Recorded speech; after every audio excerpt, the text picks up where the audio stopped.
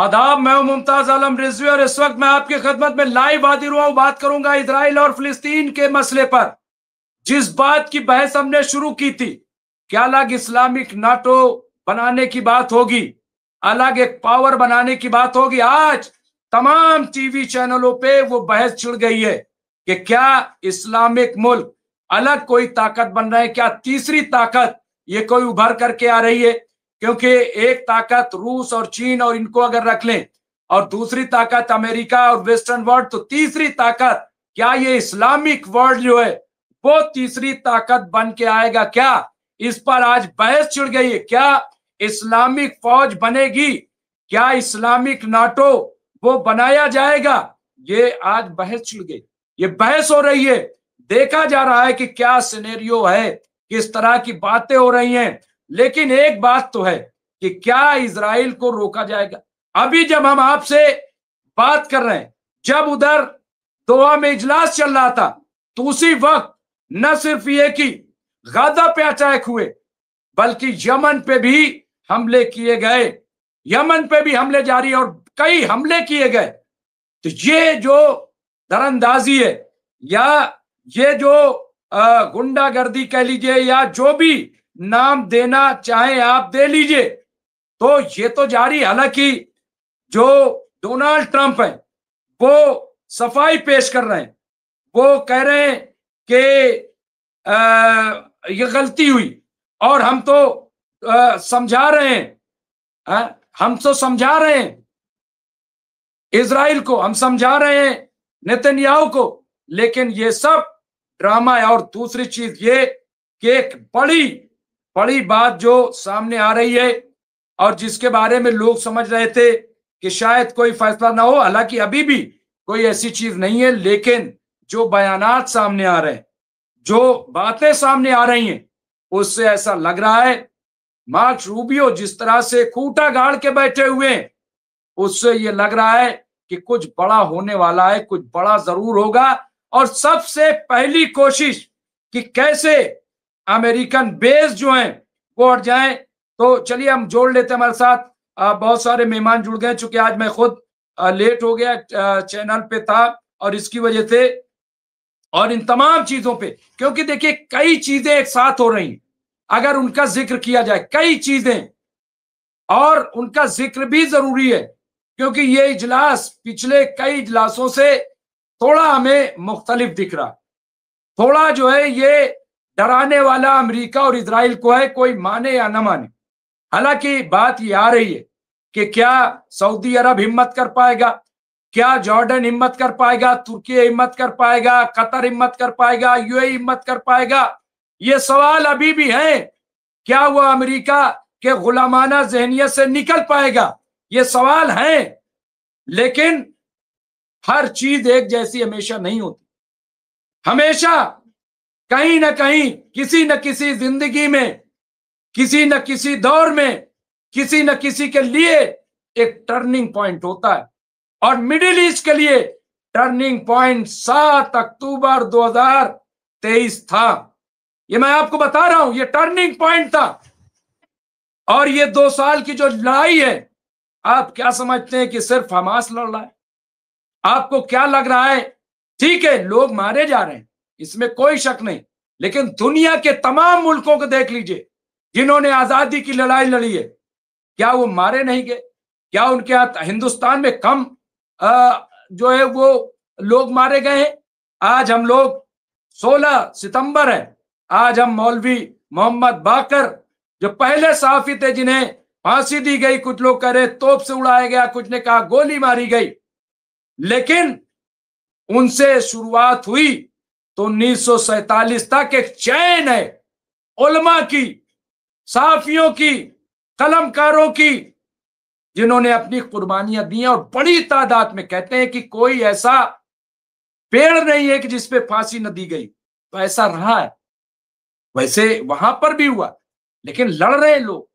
कल मैंने नौजवानों को सुना गाजा के, उन्होंने कहा कि हम मर जाएंगे लेकिन अपनी जमीन नहीं छोड़ेंगे, इस्तकामत पर कायम रहेंगे। ये उनका कहना है, ये जज्बा है। अगर हार माननी होती, सरेंडर करना होता तो बहुत पहले कर लेते, फिर इतनी जान जाने की जरूरत क्या थी, जान देने की जरूरत क्या थी। लेकिन दूसरी चीज आप समझिए, बात जो है वो सिर्फ लड़ाई लड़ने की नहीं है। बात यह है कि अब वहां पे कौन रहेगा, इजराइल रहेगा या फिलिस्तीन रहेगा, इसकी है। बिल्कुल जी मुमताज साहब, आपने दुरुस्त फरमाया।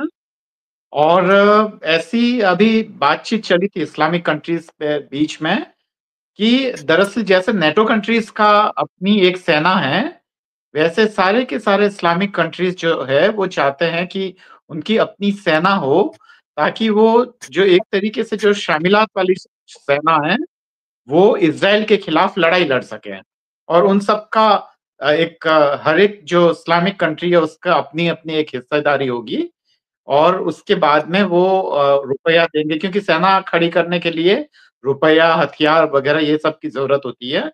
तो वो एक स्थायी सेना के लिए बात कर रहे हैं। पर यह होना मुझे बहुत मुश्किल लग रहा है। कारण ये कि जब भी ये कोई भी ये रूप लेगा, ये पूरी तरीके से जब वो ऐसा करना शुरू करेंगे, तो अमेरिका का दबाव आने लगेगा। और हमें पता है कि बहुत सारी चीजें हैं वो पब्लिक डोमेन में नहीं आती है।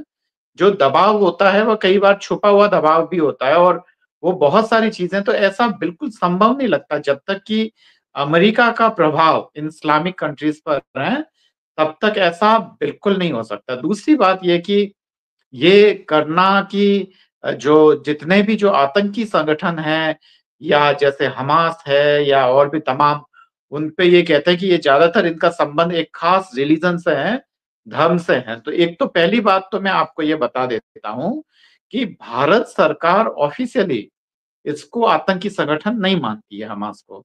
एकदम कितनी ही बार कोशिश की गई, इजराइल ने अपने संबंधों का, अमेरिका ने दबाव डाला, तमाम लोगों ने, यूरोपियन यूनियन ने दबाव डाला, और भारत ने हमास से हमास को आतंकी संगठन बोलने से या घोषित करने से पूरी तरीके से मना कर दिया। दूसरी बात यह कि इंदिरा जी और यासर अराफात के संबंध पूरी दुनिया जानती है।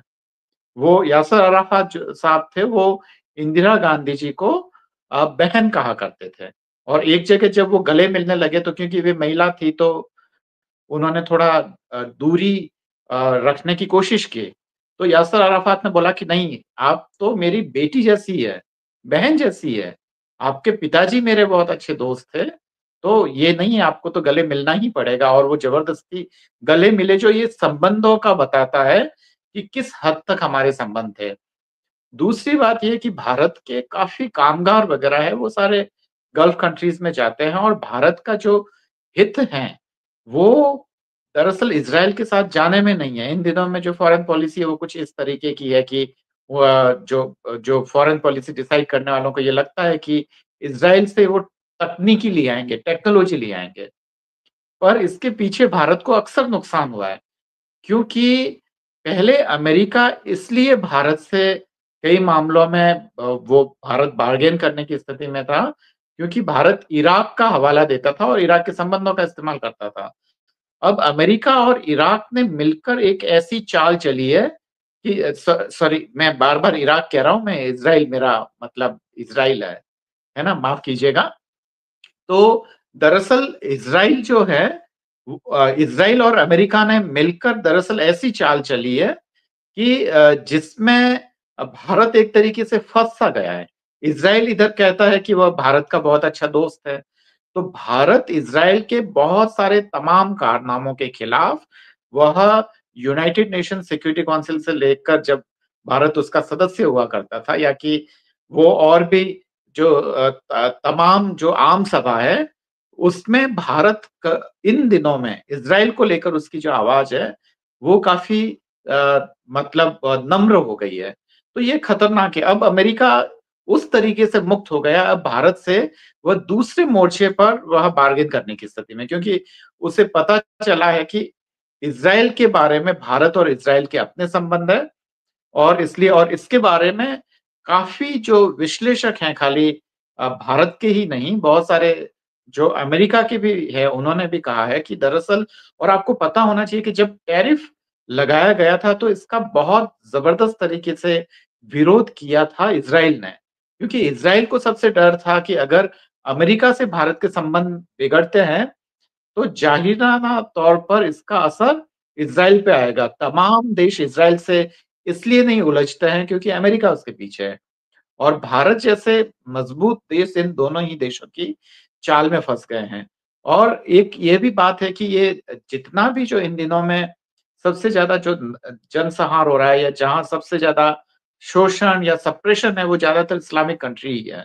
तो ये भी अपने आप में एक काबिल-ए-गौर है। आप देखेंगे कि जहाँ कहीं पर भी चाहे वो अगर अमेरिका या तो सीधा-सीधा उन्हें लूट रहा है, जहाँ राजाओं का राज है, राजा से मतलब जो ईरान तो अब ख़ैर वो इस्लामिक रिपब्लिक है, पर जैसे सऊदी अरेबिया वग़ैरह इन तमाम कतर वग़ैरह इन तमाम देशों से अमेरिका जो है वो अप्रत्यक्ष या इनडायरेक्टली वह उन्हें लूट रहा है।